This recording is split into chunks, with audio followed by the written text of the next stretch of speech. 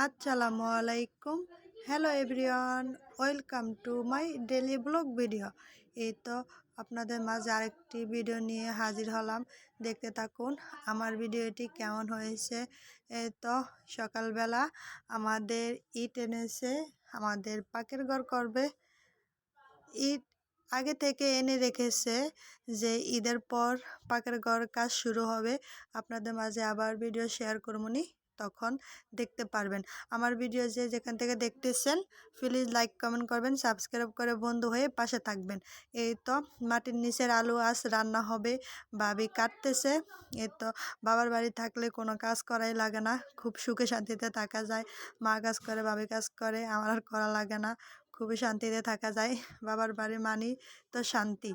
তারপরে তো রান্না হইতেছে, ভাত রান্না হইতেছে, আরেক পাশে মাছ বাজতেছে।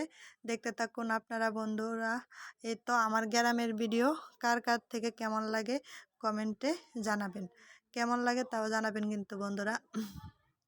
কে কোন জেলা থেকে দেখতেছেন আমার ভিডিও প্লিজ কমেন্টে জানাবেন। আমিও সবার পাশে থাকবো ইনশাল্লাহ, সবাই আমাকে সাপোর্ট করবেন। এই তো কয়েল পাখির ডিম ভাবেই চলতেছে আমার মনের জন্য, পিসি আম্মুটার জন্য। পিসি আম্মুটা খাবে। এই তো ও একটু দুষ্টামি করতেছে আর খাইতেছে, আপনাদের মাঝে শেয়ার করলাম। জানাবেন ভিডিওটি কেমন হয়েছে, গ্রামের ভিডিও আপনাদের কাছে কেমন লাগে তাও বলবেন কিন্তু। এই তো সিমের বিচি, সিম রান্না করতেছে, সবজি রান্না করতেছে, দেখতে থাকুন। তারপর সব রান্না শেষ, এখন ভাত খাবো। এই তো কি এলো মাটির নিচের আলু। মাটির নিচের আলু কিন্তু খেতে খুবই মজা। কে কে মাটির নিচের আলু খেয়েছেন তা কমেন্টে জানাবেন। এই তো আমি ভাত খাইতেছি, একটু লবণ মিক্স করতেছি। আমি আবার ঝোল দিয়ে খেতে খুবই মজা লাগে। তারপর মাটির নিচে আলু খাওয়া শেষ, এখন সবজি নিছি, সিম আর সিমের বিচি আলু মিক্স করে সবজি রান্না করছে। এই তো সবজি দিয়ে ভাত খাইতেছি, দেখতে থাকুন আপনারা। এই তো আমি আবার জাল জাল খুবই পছন্দ করি, ঝোল বেশি নিয়ে খাইতে খুব পছন্দ করি, তার জন্য একটু ঝোল বেশি নিলাম। দেখতে থাকুন বন্ধুরা।